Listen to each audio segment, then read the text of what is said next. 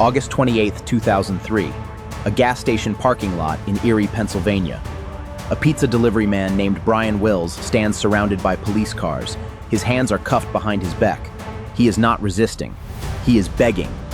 Because locked around his neck is a steel collar. Wired to it, a bomb. Live, tacking. Visible to every officer standing near him. Visible to the news camera that has already started rolling. He tells the officers he does not have much time. He tells them someone forced this on him. He tells them over and over to please get it off before it is too late. Nobody fully believes him. Nobody knows he is right. In under 40 minutes, on live television, in front of dozens of police officers who cannot get the bomb squad there in time, that collar will detonate. And when it does, it will leave behind one of the strangest, most pastated criminal cases in American history. So how does an ordinary pizza driver end up chained to a bomb, robbing a bank as part of a scavenger hunt designed by someone who wanted him dead? And why, more than 2 decades later, do investigators, journalists, and true crime obsessives still argue about how much of this Brian Wills actually chose? Brian Wills is 46 years old. He delivers pizza for Mamma Mia's in Erie, Pennsylvania, a quiet blue klooch job in a quiet blue klooch city. Everyone who knows him describes roughly the same man: friendly, a little awkward. The kind of guy who waves at neighbors, remembers regulars' orders, and shows up early for his shift without being asked. He is not rich. He is not connected. He does not have enemies that anyone can name. He is, by every account, the last person you would expect to end up at the center of a national news story. He has worked at Mamma Mia's for years. His coworkers like him. His routine rarely changes. Wake up, work his shift, drive familiar streets to familiar houses, go home. If you had asked anyone in Erie on the morning of August 28, 2003, to name someone who might die on live television that afternoon, nobody would have said his name. August 28th starts like any other shift. Late afternoon, an order comes in. 2 pizzas, delivered to an address at the end of a dirt road, tucked behind a television transmission tower on the outskirts of town. The kind of spot most delivery riders would think twice about before pulling in. Wells does not think twice. He has delivered to stranger places before. Rural roads, half-finished driveways, addresses that barely exist on a map. It is part of the job. He grabs the 2 pizza boxes, tells a coworker he will be back soon, and drives out into the late summer heat. He parks along the dirt road. He gets out of his car carrying the pizzas, walking towards a property he has never delivered to before. Nothing about the walk suggests anything is wrong. No signs of a struggle near his car, no witnesses, no security footage from the property itself. He never makes it back with those pizzas. And what happens in the next 15 minutes will still be argued about in courtrooms and documentaries 2 decades later. Erie is not a large city. It is the kind of place where people know their mail carrier, their pharmacist, and the guy who delivers their pizza on a Friday night. Wells had lived there his whole life. He was not a drifter passing through, not someone with a criminal record long enough to raise flags, not the profile investigators expect when a bank robbery call comes in over dispatch. That ordinariness is exactly what makes what happens next so hard for the people who knew him to process, then and now. Later, neighbors and workers will tell reporters the same thing, almost word for word. He seemed like himself that morning. He made his usual jokes. He complained about the heat. Nothing about him suggested a man about to become the center of a federal investigation, a media circus, and one of the most debated true crime cases of the decade. What happens next? Wells later tells police in fragments, some of it confirmed by investigators, much of it never fully explained by anyone still alive to explain it. He says he is ambushed near his car. Someone forces him to the ground. When he gets back up, there is a heavy steel collar padlocked around his neck, trebles almost flicker, cold against his skin. Impossible to slide free or pry loose with his hands. Bolted to the collar is a device that looks like something built for a movie set rather than a real crime. Wires running to a digital timer, a shotgun-style barrel fused directly into the mechanism and aimed inward, rigged so that any attempt to cut the collar, unlock it improperly, or tamper with the wiring risks triggering it early. Attached to the collar, tucked into a bag Wells is handed, is a note, 9 pages long, part handwritten, part typed, laid out like a puzzle designed by someone who has clearly thought about this for a very long time. It does not simply tell Wells what to do in one step. It tells him exactly where to go next, and only after each step is completed does the next clue reveal itself, hidden somewhere else across Erie. Step 1 is simple, on paper. Rob a specific bank. Demand exactly $250,000 in cash. Then follow a scavenger hunt of clues scattered around the city to find a key that will physically disarm the device before the timer runs out. The clues themselves read less like a criminal instruction sheet and more like something out of a puzzle box.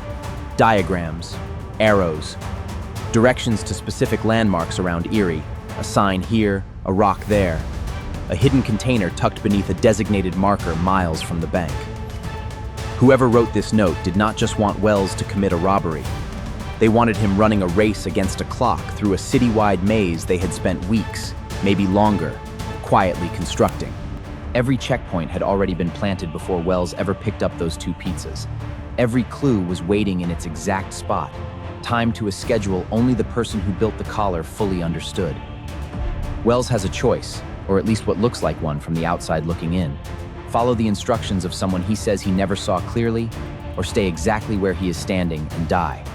He gets back into his own car, his own ordinary car, the one that still smells lately of pizza, and drives towards the bank. 2:28 p.m. Brian Wells walks into PNC Bank on Peach Street in Everett. He is calm, unneveringly calm, according to the tellers and customers inside.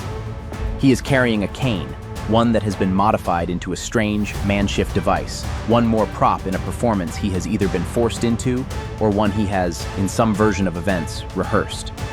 He hands a teller a note. It demands $250,000 in cash. She hesitates, unsure if this is a joke or something real.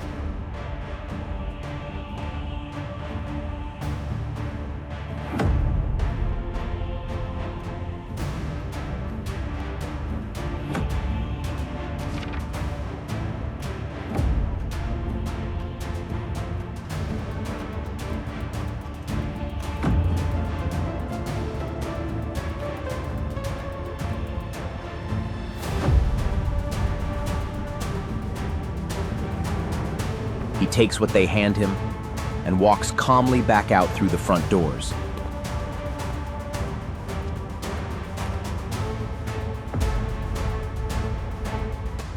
Here is where the story stops looking like any bank robbery on record. He climbs back into his own registered vehicle. Not a stolen car, not a disguise, not a getaway driver idling at the curb, ready to speed off. Nothing would expect from a man planning to disappear with $250,000 in cash. He is supposed to drive to the first checkpoint of the scavenger hunt, find a note taped somewhere nearby, then move on to the next. Each clue supposedly bringing him closer to a key that will unlock the collar for good.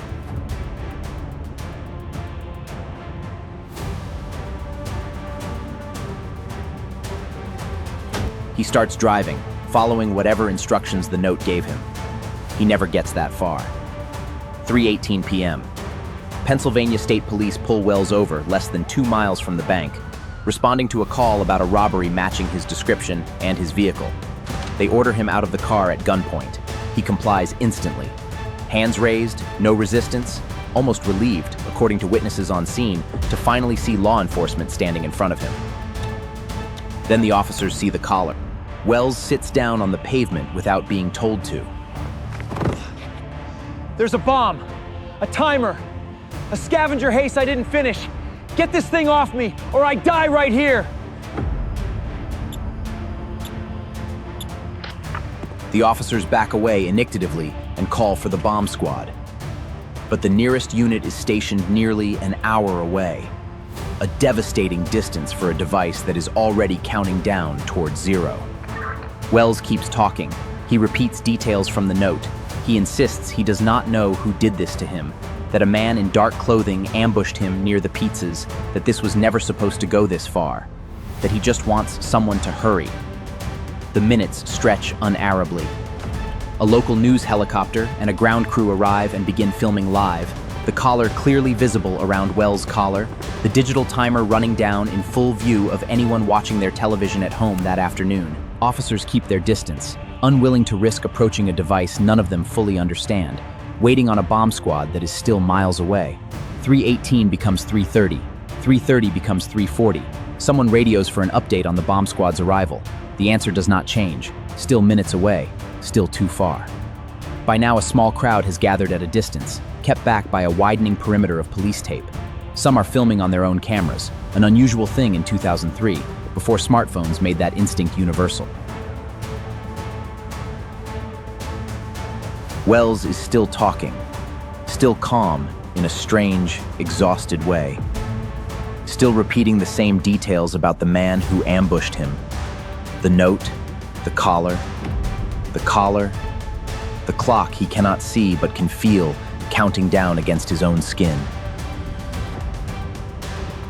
Officers ask him question after question, trying to keep talking, trying to buy time, unsure themselves whether talking helps or makes the wait worse. Nobody on that stretch of pavement has ever handled anything like this before. There is no protocol fast enough to outrun a homemade bomb built by someone who planned every second of this moment in advance.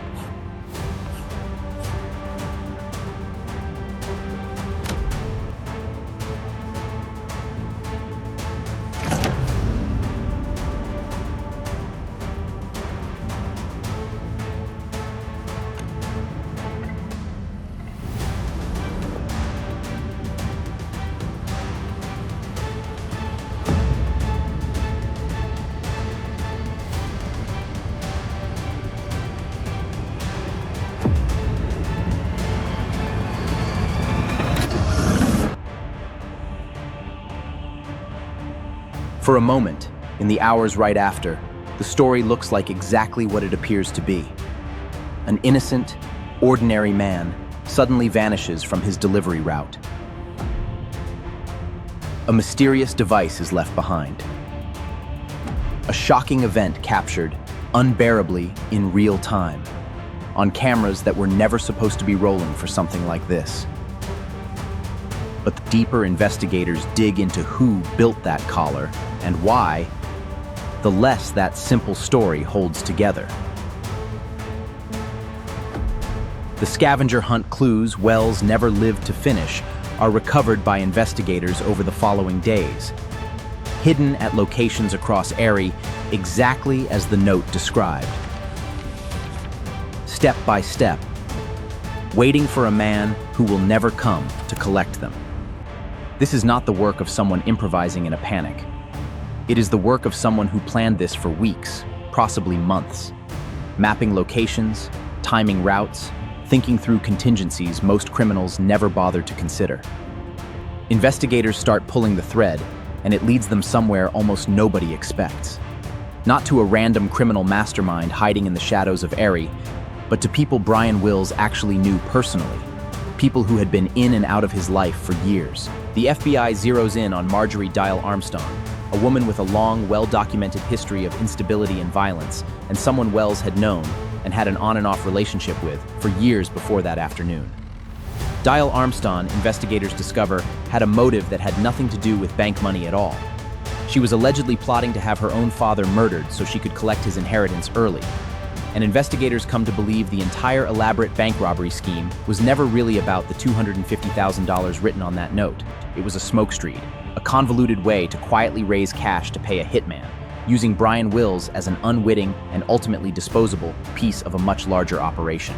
Her accomplice, Kenneth Barnes, eventually confesses and cooperates with federal investigators, laying out in detail how the plan came together, who built what, and how Wills first got pulled into their orbit.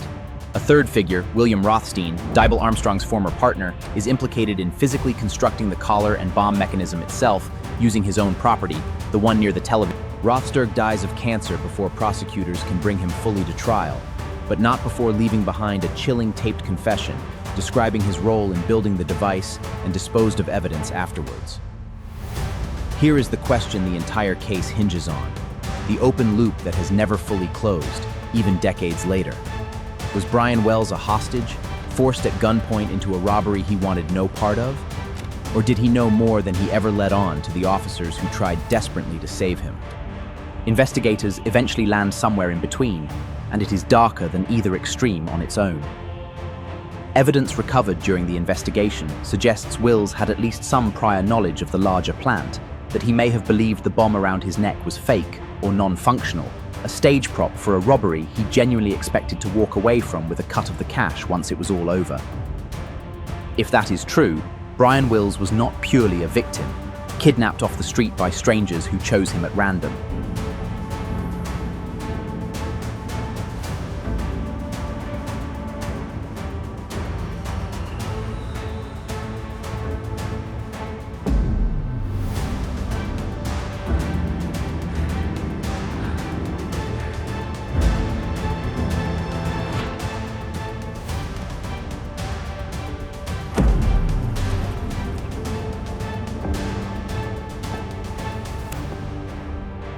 Was that fear real? A man realizing too late that he had been betrayed by people he trusted? Or was it something else entirely? A performance that had already gone further than anyone involved ever intended? Nobody who could answer that question with certainty is still alive to do so. Marjorie D. Hell Armerston is convicted in 2010 for her role in orchestrating the plot. Her trial draws national attention, reporters packing the courtroom to hear testimony about a scheme so strange that jurors reportedly struggled at times to follow its full scope.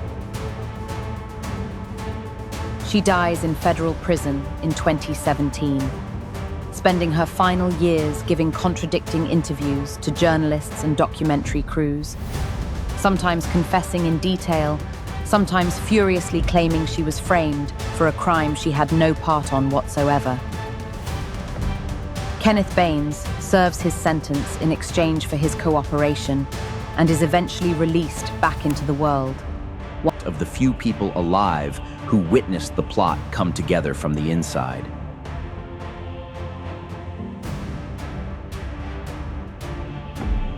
William Rothstein never faces a trial at all, taken by illness before the case can reach a courtroom, leaving his exact role only partially confirmed through his own recorded words.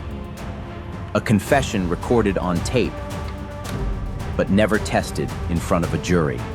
The FBI officially closes its investigation in 2008, but the central question, exactly how much Brian Wills knew and how willingly he walked into that bank carrying a bomb around his neck, remains unresolved to this day, still debated in documentaries, podcasts, and true crime forums 2 decades after the fact. The case earns a name almost immediately in the press. Reporters and true crime writers start calling it the pizza bomber case, or sometimes the collar bomb heist, shorthand for a story that sounds too strange to be real. Books get written about it. A documentary crew spends years tracking down surviving witnesses, investigators, and family members, trying to piece together a timeline that still has gaps in it even now. Forensic experts continue to debate details of the device construction. True crime communities online continue to dissect the 9-page net line by line, looking for anything investigators might have missed. What makes the case endure, more than the bomb itself, more than the bank, more than the scavenger chase, is the impossibility of ever fully knowing what was happening inside Brian Wills' mind in those final 40 minutes. Only one person could have answered that question with certainty, and he never got the chance. What is certain is this: a pizza delivery in a quiet Pennsylvania town on an ordinary late summer afternoon turned into one of the strangest, most disturbing heists in American criminal history. A scavenger chase with a body count of 1, engineered by people who used an ordinary man's trust, his desperation, or some combination of both, as the final piece of their plan. Whether Brian Wills died an innocent victim, deceived from the very first knock at his car window, or a co-conspirator who fatally miscalculated his own fate, one thing never changes: And it is the detail that makes this entire case impossible to forget. He never made it home with those pizzas.